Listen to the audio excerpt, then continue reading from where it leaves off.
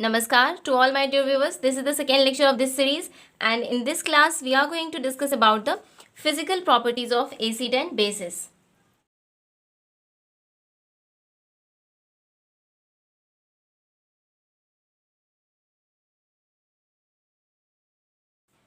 तो physical properties में first thing we are going to consider is the taste. Acid का taste sour होता है एंड बेस का टेस्ट बिटर होता है. If you want to taste acid just go and taste lemon juice. सबने खाया पिया होगा. So you know very well what is the taste of acid. And base का टेस्ट बिटर होता है. Go and taste baking soda, you will get the taste. Okay, but yes remember one thing, don't taste acid और base. जबकि हम लोग test की बात करते हैं, एसिड में बेस में टच की बात करते हैं, but then also it is not advisable कि आप उसको टेस्ट करो. Why? Because it is harmful to you. वो बहुत ही कोरोसिव होते हैं नेचर के, एंड हो सकता है कि आप अगर उसे टेस्ट करो तो आपके जीव के साथ कुछ ऐसी स्थिति हो जाए. ठीक है, तो हो सकता है कि वो आपके जीव में छेद कर दे. Yes, acids are very corrosive in nature. Corrosive का मतलब होता है कि the ability to attack on anything. ठीक है, तो वो आपके जीव में छेद कर सकती है. Therefore it is advisable, just don't taste all the acids. कुछ एसिड्स हैं जो आप खा सकते हैं. Those are the organic acid जो आपके फलों में मिलता है, लाइक कर्ड में, लेमन जूस में, ऑरेंज में, टी में. Okay, so those acids can be tested, but these acids like mineral acid can't be test.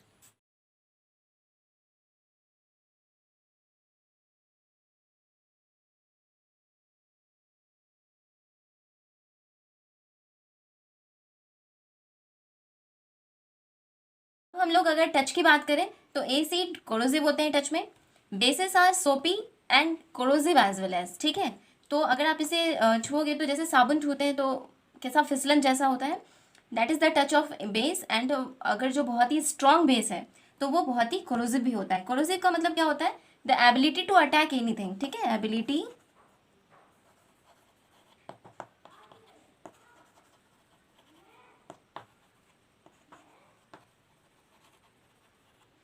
Ability to attack on the surface. ठीक है, किसी भी चीज़ पे जिस पे आप उसे डाल दो उसको अटैक करने का जो क्षमता होता है, that is known as corrosive. अगर वो उस पर जा करके उसे डिस्ट्रॉय करती है then we say that these are the corrosive in nature.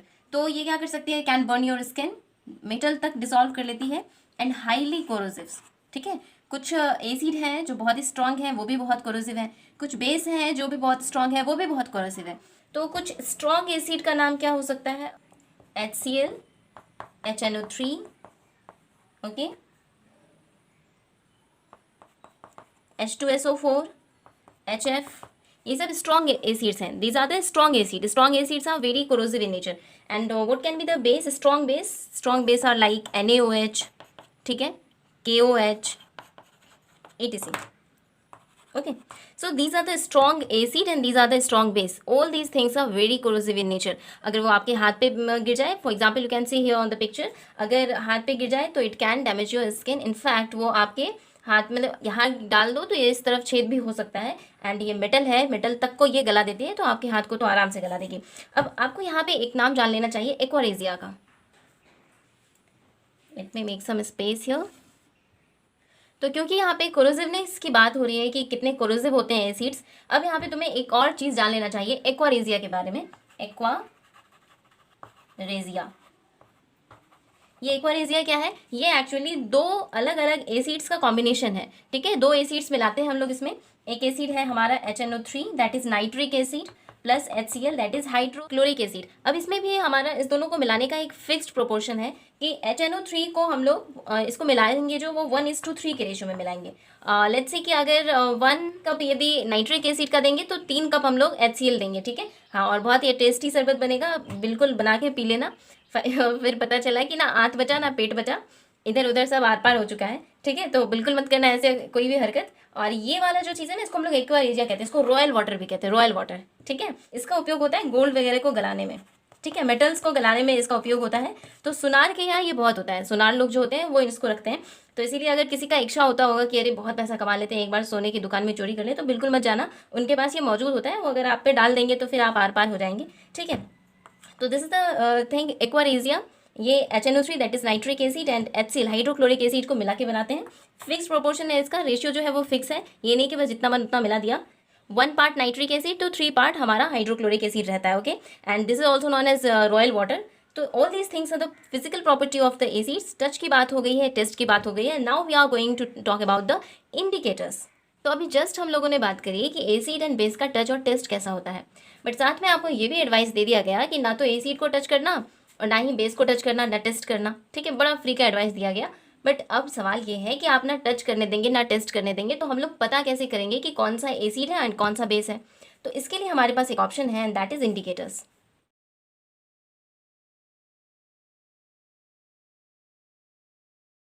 So what is indicator? An indicator is a chemical substance. तो इंडिकेटर क्या है? केमिकल सब्सटेंस है. ठीक है, which shows A change in its physical property. जो किसमें change show करता है? उसके फिजिकल प्रॉपर्टी में. और ज़्यादातर क्या चीज़ उसका चेंज होता है? या तो कलर या फिर उसका ऑर्डर. ऑर्डर मीन्स खुशबू, गंध, सुगंध. When bought in contact with an acid और बेस. जब हम उसे एसिड या बेस के कॉन्टैक्ट में लाते हैं तो कुछ ऐसे केमिकल सब्सटेंस हैं जो अपना फिजिकल नेचर चेंज कर देता है. फिजिकल नेचर क्या होता है? जिस चीज़ का आप देख करके बाहर से अंदाज़ा लगा देते हैं. जैसे कि आप देखते हैं और इसको कह देते हैं कि ये ग्रीन कलर का है. आप इसे देखो, इसे येलो कलर का कह रहे हो. ठीक है, देख के कह रहे हैं कि ये सॉलिड है. ये सारी चीज़ें इसकी फिजिकल प्रॉपर्टी को बताता है. तो वैसे ही अगर फिजिकल प्रॉपर्टी चेंज होती है किसी चीज़ की, उस पर क्या करने पे? एसिड या बेस डालने पे, तो हम लोग उसको कहते हैं इंडिकेटर्स. तो हमारे नेचर में और हम लोगों ने खुद बनाया भी है, तो ऐसे बहुत सारे इंडिकेटर्स हैं. तो इंडिकेटर्स अब मेनली यहाँ से दो तरह के होने वाले हैं. पहला तो होगा हमारा नेचुरल इंडिकेटर. ठीक है, नेचुरल इंडिकेटर्स, ये हमें प्रकृति से मिलेगा. ठीक है, और दूसरा है हमारा synthetic indicator.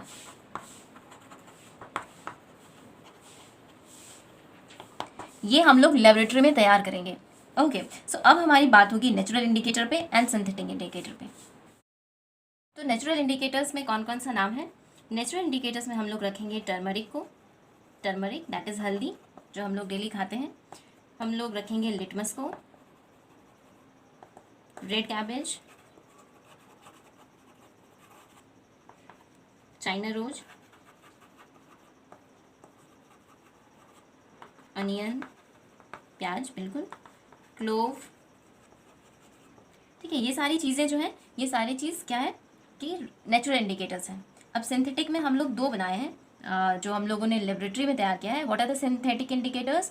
Indicators that are synthesized by us in the laboratory by using certain chemicals is known as synthetic indicators.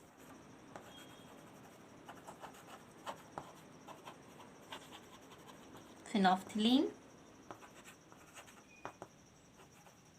Methyl orange. Okay, तो these are natural indicators and these are synthetic indicators. अब इस natural indicator में भी जो हमारा turmeric है, litmus है, red cabbage है, चाइना रोज है, ये सब कैसे शो करते हैं कि कोई चीज़ एसिड है या बेस है? ये दिखाते हैं बाय चेंजिंग इट्स कलर. ठीक है, ये कलर को चेंज करके. और ये दोनों जो है ये ऑर्डर को, इसके गंध बदल जाते हैं. मीन्स अनियन जैसा है कि आपको पता है सबको, उसका जैसा महक है वो वैसा नहीं रहता. जब हम लोग उसमें एसिड या बेस डालते हैं उसका गंध जो है वो चेंज हो जाता है. तो ये जो है ऑर्डर पे. ठीक है, ऑर्डर को हम लोग ODOUR, इसको हम लोग गंध सुगंध कहते हैं, जो भी चीज़ का अपना जो खुशबू है. और ये दोनों भी कलर चेंज होगा. इस दोनों में भी कैसे हम लोगों को पता चलेगा? इसका भी क्या होगा? कलर चेंज होगा. फाइन, तो अब हम लोग एक एक करके बात करेंगे कि टर्मरिक पे एसिड का क्या प्रभाव होगा.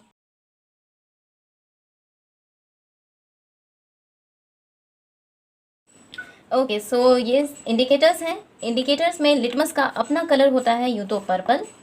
ठीक है, इंडिकेटर पे लिटमस पे और बातें करेंगे. बट एसिड में डालने के बाद इसका कलर हो जाता है रेड.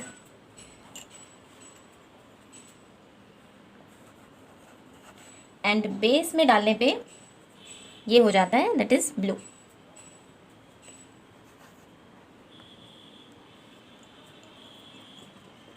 सेम कलर से लिख दिया जाए. Okay, now turmeric. टर्मरिक का यूँ तो कलर होता है येलो, और एसिड के साथ no change means remain yellow. No change लिख देते हैं, यानी तो no change.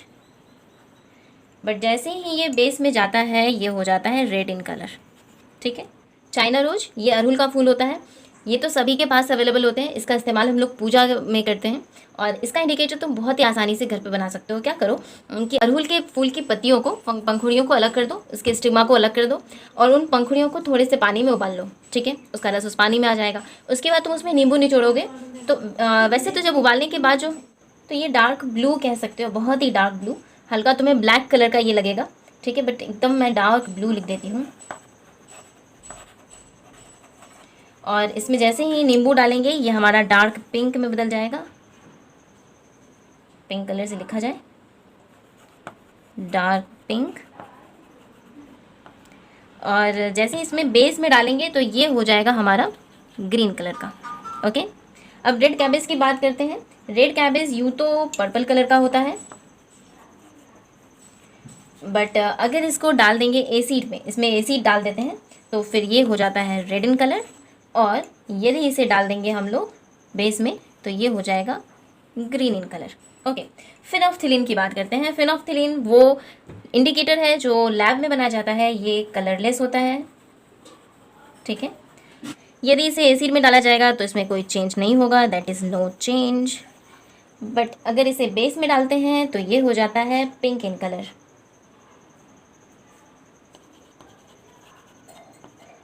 Okay, methyl orange की बात करते हैं। जैसा कि नाम से सजेस्ट हो रहा है, this is orange in colour. और बेस में डालने पे हो जाएगा रेड एंड इसमें डालने पे हो जाएगा येलो टाइप। तो this is orange in colour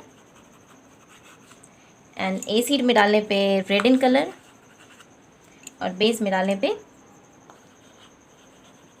yellow in colour. Okay, so we have discussed some of the different indicators, उनका अपना कलर और जब वो कलर एसिड में कैसे चेंज करते हैं, इन चीज़ों पे बात हो गई।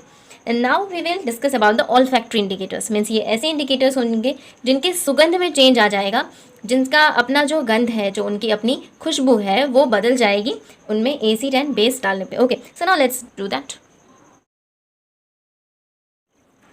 नाउ सी, ऑनियन का जो अपना स्मेल होता है, अगर तुम उसमें एसिड डाल दोगे then also the smell will remain same. तो एसिड के साथ लिखेंगे हम लोग नो चेंज। ठीक है, बट बेस के साथ जाने पे, जैसे इसमें बेस डाला जाता है तो इसका जो स्मेल है वो खत्म हो जाता है। Means it loses it's smell. ठीक है, लूजेज स्मेल, स्मेल ही खत्म हो जाती है इसकी। वनीला की बात करते हैं। वनीला में यदि एसिड डालेंगे तो खुशबू रिमेन सेम, मतलब जो जैसा रहता है उसका खुश सुगंध वैसा ही रहता है, that is remain same. But यदि बेस इसमें डाल देंगे तो वैनिश, खत्म हो जाता है, वैनिशेस स्मेल। ठीक है, उसकी जो खुशबू है वो खत्म हो जाती है। तो इस तरह से ये ऑल फैक्ट्री इंडिकेटर्स थे। तो we have discussed the indicator that show change in colour. हम लोगों ने डिस्कस कर लिया वे इंडिकेटर्स जो अपनी खुशबू में चेंज करेंगे एसिड बेस के साथ। Now we will deal with the litmus paper. थोड़ा सा ज़्यादा समझेंगे लिटमस पेपर के बारे में। सो लिटमस पेपर, तो देखो लिटमस जो है ना, ये एक्चुअली मिलता है हम लोगों को, क्योंकि इसे हम लोगों ने नेचुरल की कैटेगरी में रखा है। तो ये एक्चुअली एक तरह का पेड़ है, but it is the combination of two micro organism, that is the fungi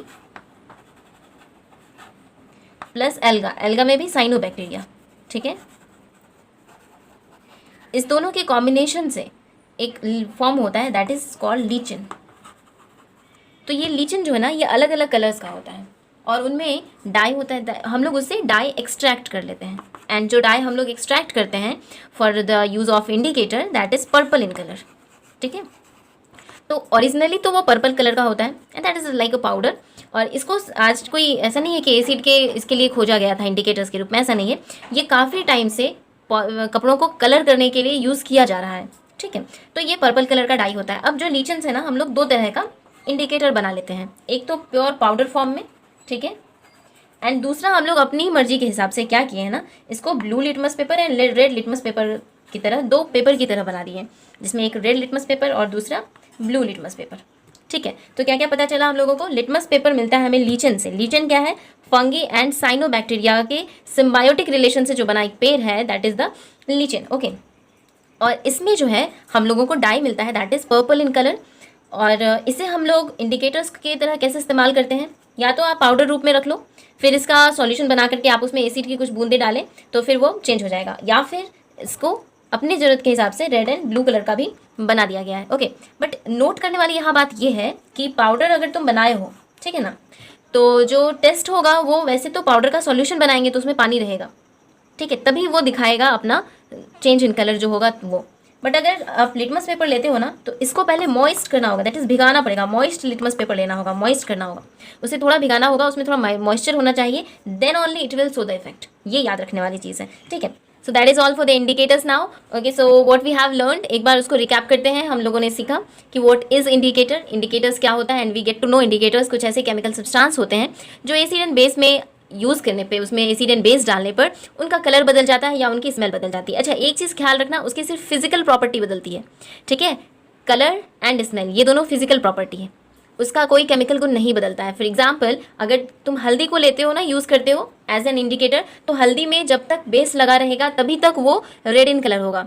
यदि उससे बेस हट जाएगा तो फिर वो अपने वापस से वही गुण में आ जाएगा। ऐसा नहीं है कि उसका केमिकल नेचर बदल जाता है, बस उसका कलर चेंज हो जाता है। फॉर एग्जाम्पल, अगर कभी कपड़े पे सब्जी गिर गई हो तो वाइट कपड़े पे ना हो तो गिरा के देखो और उस पर फिर साबुन घिसो, वो रेड कलर का हो जाएगा, पर धोते ही फिर वो वैसे ही वापस से येलो कलर का हो जाएगा। तो याद रखना है कि उसकी सिर्फ फिजिकल प्रॉपर्टी बदलती है, ना कि chemical properties. Okay, so that is all for this session. मिलते हैं नेक्स्ट वीडियो में। And yes, if you find this video helpful, please like share and subscribe, because if you subscribe, if I get more and more subscribers and likes, तो मुझे पता चलेगा that you really appreciate my way of teaching and you really get to understand.